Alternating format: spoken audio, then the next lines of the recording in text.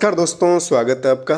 बात करें इकोनॉमिक्स की, बात कर रहे थे, अर्थव्यवस्था की बात कर रहे थे और अब आगे हम देखेंगे। हमने बैंकों की बात की, बैंक के बारे में पढ़ा, बैंकों का इतिहास देखा, कार्य देखे और वो खूब सारे बैंकों के बारे में हमने देखा था, पढ़ा था। आरबीआई से शुरुआत की हमने, नाबार्ड देखा, सिडबी बैंक देखा, आईडीबीआई बैंक देखा। ठीक है, तो अब धीरे धीरे आगे चलते हैं कि हमने जब आरबीआई को पढ़ा तो हमने उसमें एक शब्द पढ़ा था, मौद्रिक नीति, मॉनेटरी पॉलिसी। तो इस मॉनेटरी पॉलिसी की बात करते हैं कि ये है क्या दरअसल। ठीक है, मौद्रिक नीति होती क्या है देखिएगा, समझते हैं। आपसे निवेदन है चैनल को सब्सक्राइब कर लीजिएगा। मौद्रिक नीति का संबंध मुद्रा की मात्रा से है, जिसके माध्यम से या तो मुद्रा की मात्रा को बढ़ाया जाता है या फिर मुद्रा की मात्रा को कम किया जाता है। मौद्रिक नीति मतलब मुद्रा की नीति। मुद्रा यानी कि मुद्रा आप या तो ज़्यादा करेंगे या कम करना, यही है मौद्रिक नीति। ठीक है, ठीक है। बात करें मुद्रा की मात्रा को स्थिर रखा जाता है, अर्थात मौद्रिक मुद्रा की मात्रा को नियंत्रित, जो मौद्रिक नीति है वो मुद्रा की मात्रा को नियंत्रित करती है। तो सीधी सी बात है, मौद्रिक नीति का क्या मतलब है कि जिससे मुद्रा की मात्रा को नियंत्रित किया जा सके, वो मौद्रिक नीति है। ठीक है, आगे देखें। 1 अप्रैल 2014 से उर्जित पटेल समिति की सिफारिश पर मौद्रिक नीति की घोषणा वर्ष में 6 बार की जाने लगी। 1 अप्रैल 2014 से उर्जित पटेल समिति बनी, उसकी सिफारिश पर जो है ये अब मौद्रिक नीति की घोषणा वर्ष में 6 बार होने लगी, मॉनेटरी पॉलिसी की। ठीक है, 27 जून 2016 से पूर्व भारत में मौद्रिक नीति की घोषणा आरबीआई के गवर्नर द्वारा की जाती थी। 27 जून 2016 से पहले की बात है, तो वो जो मौद्रिक नीति की जो घोषणा है वो कौन करता था?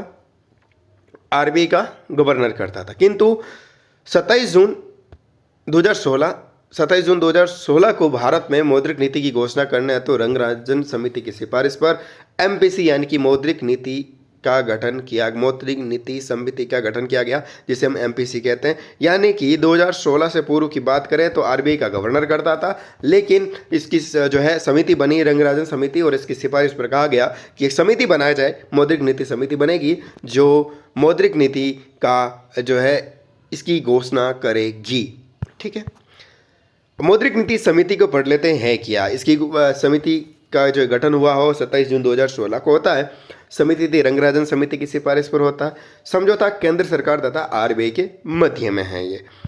इसमें संशोधन किसमें किया गया? संशोधन किया गया आरबीआई जो एक्ट है 1934 की धारा में 45 जड बी में किया गया। ठीक है, देखो धारा में जो है 45 जड बी जोड़ा गया है, ये भी देखिएगा। अब एमपीसी जो है यानी मॉनेटरी पॉलिसी कमेटी जो है, ठीक है, इसमें 6 सदस्य होंगे। कितने होते हैं? होंगे 6। और हमने आरबीआई में देखे कितने हैं? 21। ठीक है, और एमपीसी में कितने हैं? 6, याद रखिएगा। ठीक है, अब बात करते हैं कि जब 6 सदस्य हैं तो 3 तो होंगे आंतरिक मतलब जो आरबीआई के सदस्य हैं वही अंदर से होंगे।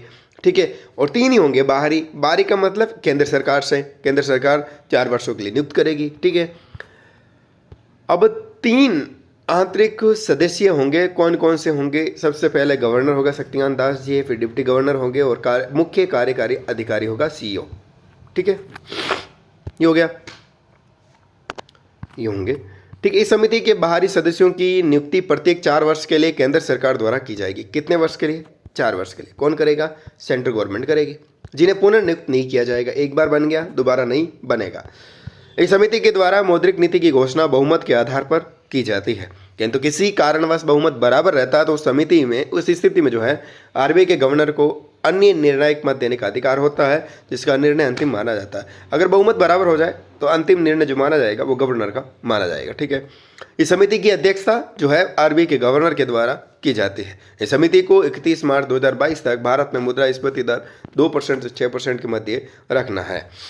ठीक है, अब मौद्रिक नीति के उपकरण देखेंगे अगले वीडियो में। तो इससे पहले एक बार देख लेते हैं मौद्रिक नीति के उपकरण कौन कौन से हैं ना, इसी में देख लेते हैं, फिर हम अलग अलग पढ़ लेंगे बाद में। मौद्रिक नीति के उपकरणों की बात करें तो इसमें एक तो मात्रात्मक उपकरण है और एक गुणात्मक, या फिर जिसे कहा जाता है चयनात्मक।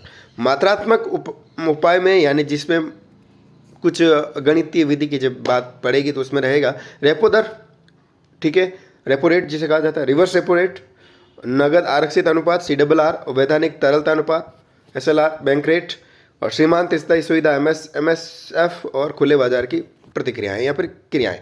तो ये तो है आपके मात्रात्मक, याद रखिएगा कई बार पूछा जाता है मात्रात्मक कौन सा है, गुणात्मक कौन सा है, ऑप्शन होगा कौन सा नहीं है कौन सा है, इस प्रकार से, ठीक है। तो रेपो दर, रिवर्स रेपो दर, नगद आरक्षित अनुपात, वैधानिक तरलता अनुपात, सीमांत स्थायी सुविधा, खुले बाजार की क्रियाएं, ये आता है मात्रात्मक में, ठीक है ना, याद रखिएगा क्वेश्चन में आएगा मात्रात्मक। और गुणात्मक या फिर चयनात्मक उपाय में कौन कौन है, साख की राशनिंग, नैतिक प्रभाव, प्रत्यक्ष कार्रवाई, ये तीनों जो है वो गुणात्मक में आने वाले हैं। गुणात्मक कौन कौन आएंगे, साख की राशनिंग, नैतिक प्रभाव, प्रत्यक्ष कार्रवाई, ये आएंगे गुणात्मक में, ठीक है। इनके बारे में अलग से पर्टिकुलर एक एक के बारे में जब पढ़ेंगे अगले वीडियो में देखेंगे। चैनल को आप सब्सक्राइब कीजिएगा। नमस्कार।